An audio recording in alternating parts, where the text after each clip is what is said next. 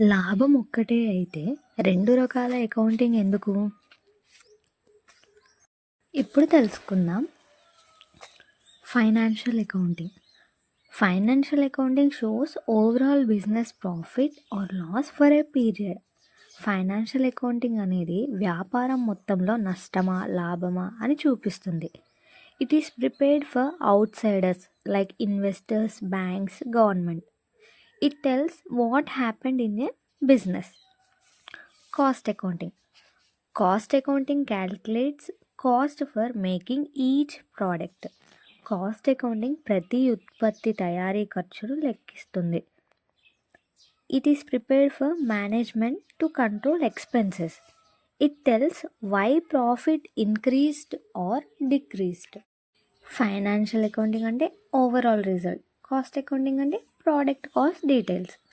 ఒకటి ఫలితాన్ని చూపిస్తుంది, మరొకటి ఫలితాన్ని ఇంప్రూవ్ చేస్తుంది. Thank you for watching. Please do like, share and subscribe for more videos.